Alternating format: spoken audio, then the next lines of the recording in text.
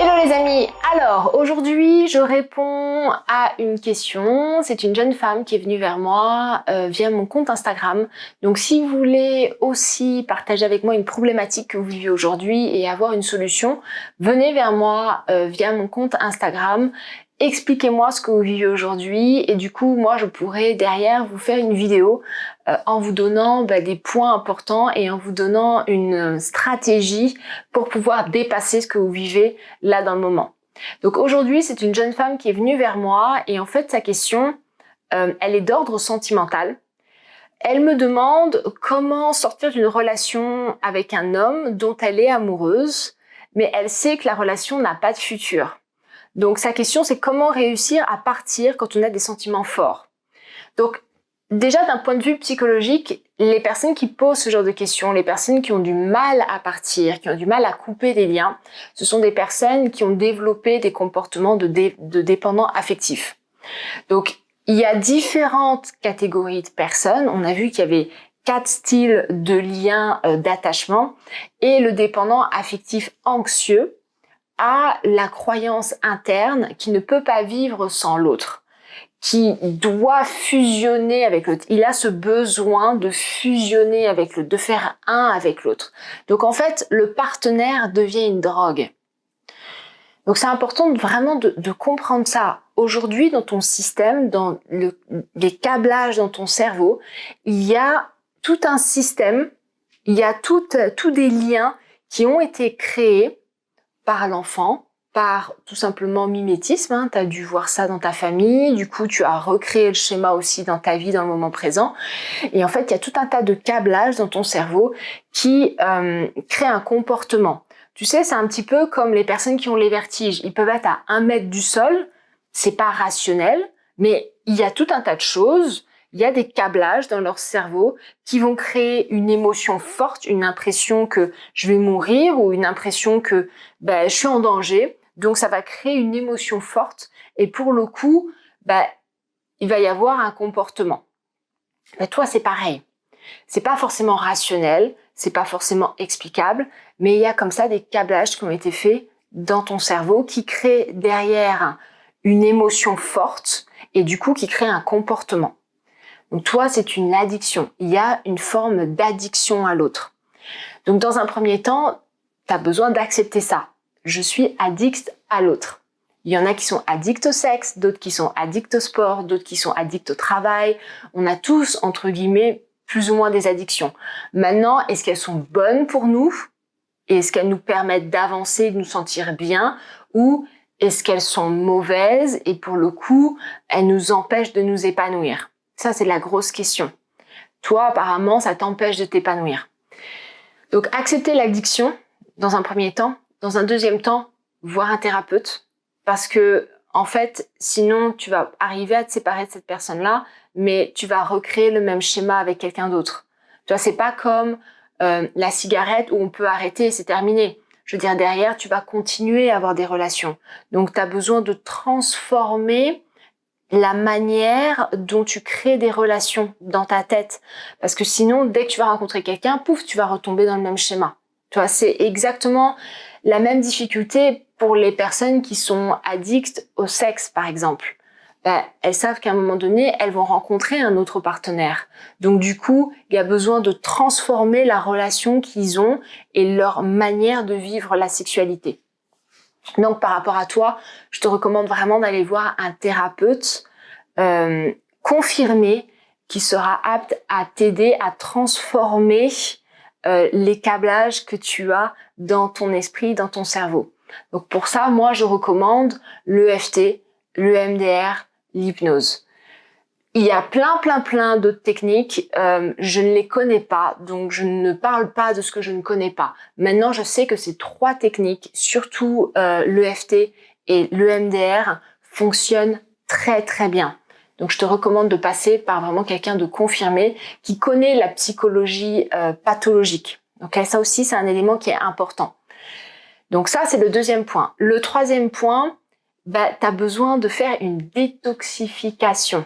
Tu as besoin de te détoxifier en fait. Donc, tu as besoin d'effacer tout ce qui te rappelle de près ou de loin cette personne. efface ses messages, efface ses photos, efface son numéro de téléphone, enlève de chez toi tous les objets qui te rappellent cette personne, de près ou de loin. Okay, t'es pas obligé de tout jeter, mais tu peux mettre ça dans le grenier, en tout cas le temps que la partie détox se fasse.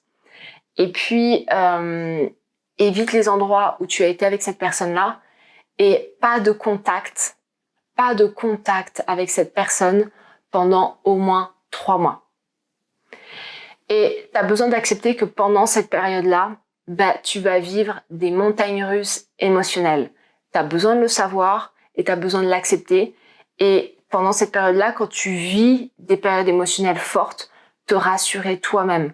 Voilà, juste parler, le simple fait de se parler, de se câliner, de se toucher, de revenir vers le corps. Tu vois, le simple fait de se toucher, ça permet de revenir vers le corps, de revenir dans la dimension physique, de revenir dans le présent également. Et de se rassurer, de se dire, hey, c'est ok, là t'as peur, je comprends, tu as peur, mais je suis en sécurité, nous sommes en sécurité, tu vois, et de vraiment te rassurer pendant cette période-là en te disant, ça va durer 3 mois maximum, et ensuite, je verrai la lumière à nouveau. Mais j'ai besoin de vivre cette période-là. Moi, ce que je recommande beaucoup à mes clients, c'est de se faire une grille avec les jours, donc une grille de mois. Tu vois, donc tu mets lundi, mardi, jeudi, vendredi, samedi, dimanche, et tu mets en fait tous les jours du mois, et tous les jours, tu fais une croix. C'est la meilleure technique pour mettre en place une nouvelle habitude. À chaque fois que j'ai une nouvelle habitude à mettre, je la colle à une ancienne habitude et je fais ma petite croix. Parce que des fois, j'ai pas envie de le faire, mais le simple fait de me dire « Ah, j'ai envie de mettre ma petite croix », je le fais. Donc toi, je te recommande aussi de faire ça. Mais tu as besoin de passer par une période de détox, donc ça te demande de prendre une décision ferme et de ne plus revenir sur ta décision. Ça, c'est à toi de décider, est-ce que tu as réellement envie de couper avec cette personne et de passer à autre chose? Et tu as besoin, si tu veux passer à autre chose, d'avoir une vision dans ton esprit claire de ce que tu veux. Parce que, encore une fois, si tu ne sais pas pourquoi tu fais des choses, tu vas abandonner pendant tes périodes émotionnelles, tes montagnes russes émotionnelles, pendant les 3 mois. Donc, tu as besoin de savoir pourquoi tu fais ça, pourquoi c'est aussi important, vers quoi tu tends, de manière à traverser tout ça de manière beaucoup plus, avec beaucoup plus de confiance. Ok ?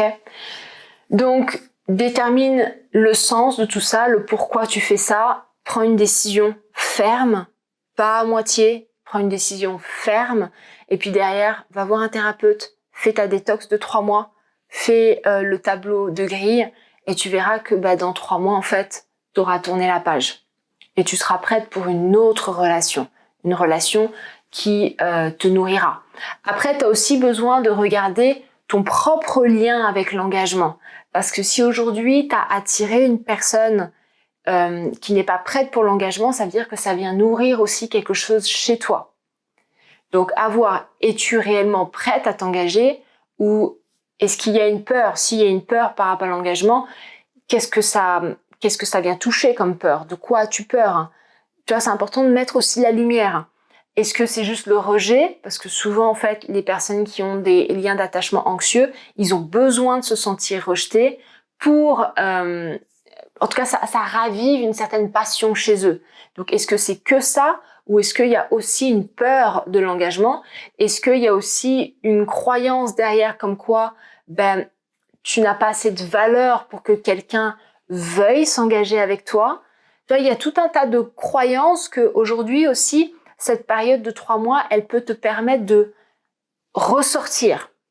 Quelles sont les croyances que tu nourris dans une relation de couple pour que tu attires un homme qui aujourd'hui, en fait, ne veuille pas s'engager avec toi, ne veuille pas aller plus loin avec toi. Il a envie de passer du temps avec toi, mais il n'a pas envie de réellement bâtir avec toi. Et ça vient nourrir des croyances chez toi. Ok ? Sur ce, les amis, mettez-moi un petit commentaire en dessous. Si vous vivez ça, dites-moi où est-ce que vous en êtes dans ce processus de deuil, parce que c'est un processus de deuil et de détox. Donc, dites-moi où vous en êtes. Et puis, si vous vivez ça, moi, je vous souhaite bon courage N'hésitez pas à venir vers moi et à me contacter en message privé, notamment sur Instagram. Je suis plus réactive sur Instagram. Et puis, je vous embrasse très très fort. Je vous souhaite une très très belle journée et je vous remercie les amis. Ciao, ciao. Prenez soin de vous.